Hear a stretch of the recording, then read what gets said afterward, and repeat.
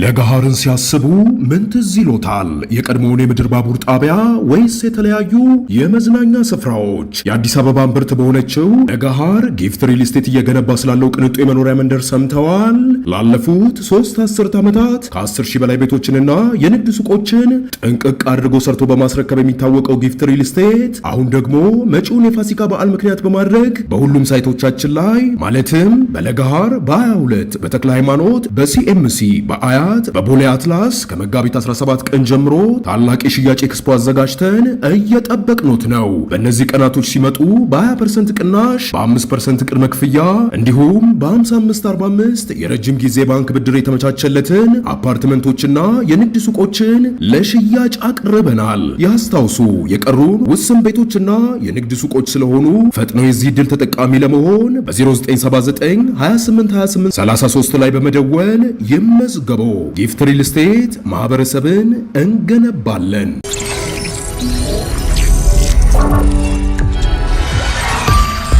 ጤና ይስጥልኝ። ይህ አዋዜ ነው።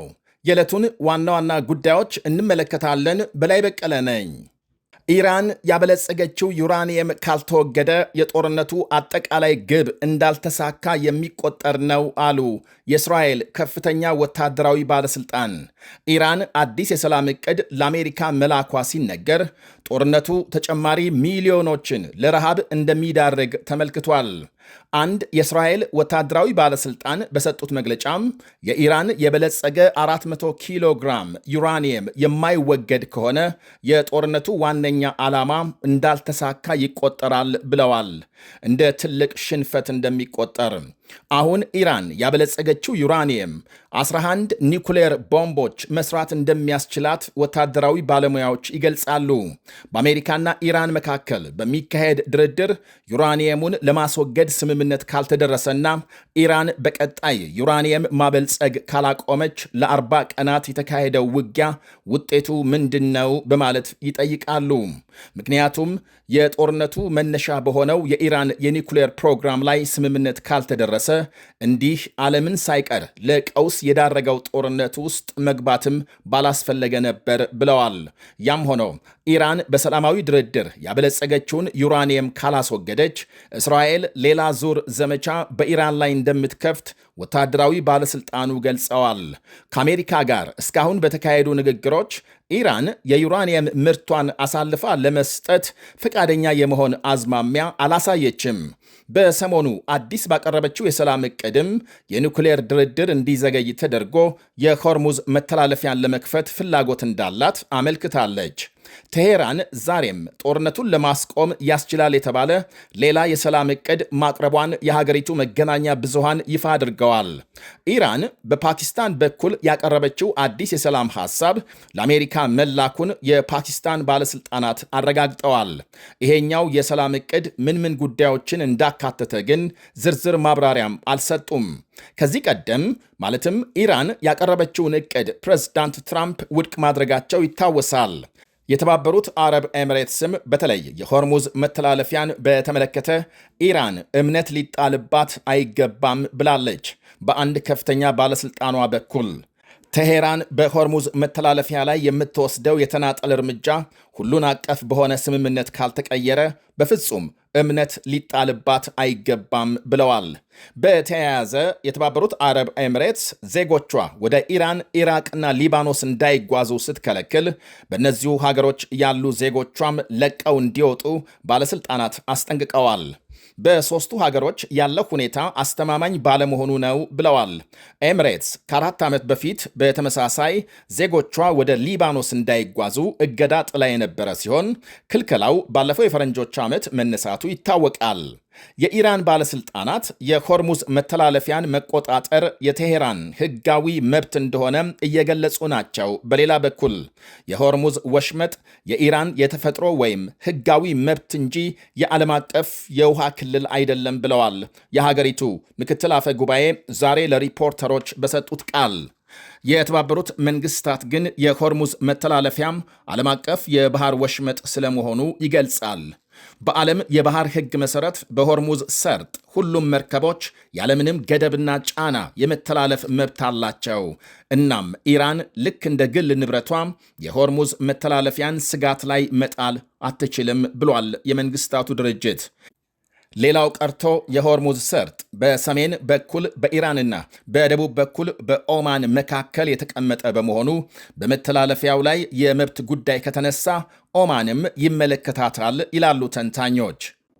ይህ በእንዲህ እንዳለ አሜሪካም በሆርሙዝ በኩል ለማለፍ ገንዘብ ለኢራን በሚከፍሉ መርከቦች ላይ ማዕቀብ እንደሚጣል አስጠንቅቃለች።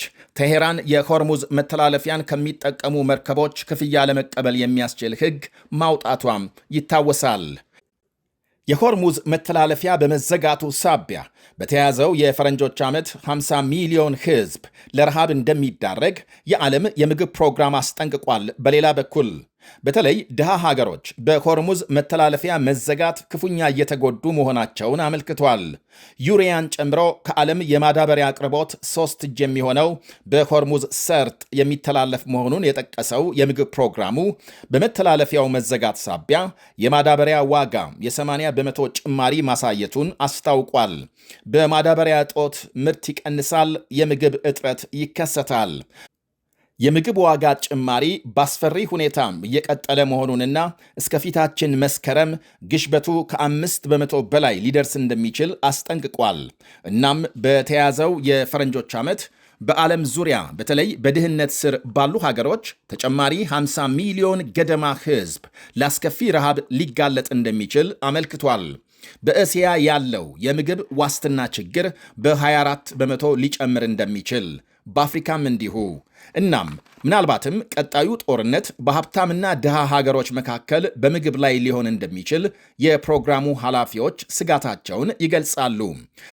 ጥቂት ሀገሮች ለጊዜው የምርት ወቅት የሚሆን ማዳበሪያ ቢኖራቸውም ቀውሱ በዚሁ ከቀጠለም ውጤቱ የከፋ ይሆናል ባይ ናቸው ኃላፊዎቹ። በሌላ ዜና ሄዝቦላህ ዛሬም በደቡባዊ ሊባኖስ በሰፈሩ የእስራኤል ወታደሮች ላይ ጥቃት መፈጸሙን የእስራኤል ጦር አመልክቷል። በርካታ ድሮኖችና ሮኬት ቢተኮሱም ምንም ጉዳት አለመድረሱን አክሏል። አብዛኞቹን ድሮኖች ማክሸፍ መቻሉን፣ ትላንት በተፈጸመ የሄዝቦላህ ጥቃት አንድ ወታደር መገደሉና 13 መቁሰላቸው መገለጹ ይታወሳል። ወደ ሌላ ዘገባ ስናልፍ አሜሪካም ለአማጽያን ድጋፍ ሰጥተዋል ባለቻቸው የዲሞክራሲያዊት ኮንጎ የቀድሞ ፕሬዝዳንት ላይ ማዕቀብ መጣሏ ተነገረ። የ54 ዓመቱ የቀድሞ የኮንጎ መሪ ጆሴፍ ካቢላ ኤም23 ለተባለው አማጺ ቡድን የገንዘብና የሞራል ድጋፍ ሰጥተዋል ሲሉ የአሜሪካ ባለሥልጣናት ይከሳሉ። እናም ካቢላ በአሜሪካ ያላቸው ሀብት በሙሉ እንዲታገድ የተወሰነ ሲሆን የአሜሪካ ዜጎችም ሆኑ ኩባንያዎች ከካቢላ ጋር ምንም አይነት የሥራ ግንኙነት እንዳያደርጉ ተከልክለዋል።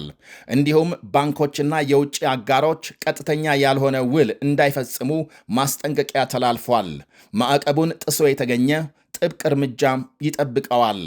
የዲሞክራሲያዊት ኮንጎ መንግሥት የአሜሪካንን ውሳኔ በደስታ ሲቀበል ኮንጎን ለ18 ዓመታት የመሩት ጆሴፍ ካቢላ ግን ማዕቀቡን አጥብቀው ተችተዋል። የኮንጎ መንግሥት የአሜሪካንን ውሳኔ ቅጣት አያገኘንም በሚሉ ሰዎች ላይ በሚደረገው ትግል አስፈላጊ እርምጃ ነው ብለዋል።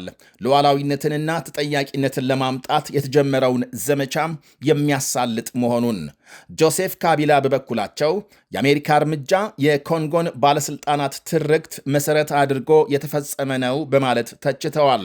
በሀገሪቱ የተንሰራፋውን ሙስናና ዝርፊያ ለማስወገድ የተነሳውን የሕዝብ ትግል የማደናቀፍ ሙከራ ነው ሲሉም አክለዋል። አሜሪካም ማዕቀቡን የአካባቢውን የኢኮኖሚ ስምምነት የሚያረጋግጥና የውድ ማዕድናት የአቅርቦት ሰንሰለቱ ግልጽ እንዲሆን የሚረዳ ነው ብላለች። ባለፈው ታህሳስ አሜሪካና ዲሞክራሲያዊት ኮንጎ በማዕድን ዘርፍ የትብብር ስምምነት መፈራረማቸው ይታወቃል። ጆሴፍ ካቢላ በአሁኑ ወቅት የት እንዳሉ ባይታወቅም ከዓመት በፊት አማጽያን በተቆጣጠሩት ጎማ ከተማ ድንገት መታየታቸው የሚታወስ ሲሆን ባለፈው መስከረም የሀገሪቱ ወታደራዊ ፍርድ ቤት በሌሉበት የሞት ፍርድ ወስኖባቸዋል። ለአማጽያኑ ድጋፍ ሰጥተዋል፣ የጦር ወንጀልና ክህደት ፈጽመዋል በሚል ክስ ካቢላ ግን ምንም እንኳን ችሎት ባይቀርቡም ባሉበት ሆነው የፍርድ ቤቱን ውሳኔ በዘፈቀደ የተወሰደ እርምጃ በማለት ውድቅ አድርገዋል። ይህ አዋዜ ነው።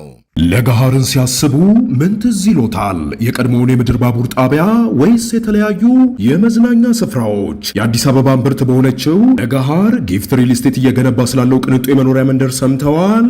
ላለፉት 3 አስርት ዓመታት ከ10 ሺህ በላይ ቤቶችንና የንግድ ሱቆችን ጥንቅቅ አድርጎ ሰርቶ በማስረከብ የሚታወቀው ጊፍት ሪል ስቴት አሁን ደግሞ መጪውን የፋሲካ በዓል ምክንያት በማድረግ በሁሉም ሳይቶቻችን ላይ ማለትም በለገሃር በ22 በተክለ ሃይማኖት በሲኤምሲ በአያት በቦሌ አትላስ ከመጋቢት 17 ቀን ጀምሮ ታላቅ የሽያጭ ኤክስፖ አዘጋጅተን እየጠበቅኖት ነው። በእነዚህ ቀናቶች ሲመጡ በ20% ቅናሽ፣ በ5% ቅድመ ክፍያ እንዲሁም በ55/45 የረጅም ጊዜ ባንክ ብድር የተመቻቸለትን አፓርትመንቶችና የንግድ ሱቆችን ለሽያጭ አቅርበናል። ያስታውሱ፣ የቀሩን ውስን ቤቶችና የንግድ ሱቆች ስለሆኑ ፈጥነው የዚህ ዕድል ተጠቃሚ ለመሆን በ0979 2828 33 ላይ በመደወል ይመዝገቡ። ጊፍት ሪል ስቴት ማህበረሰብን እንገነባለን።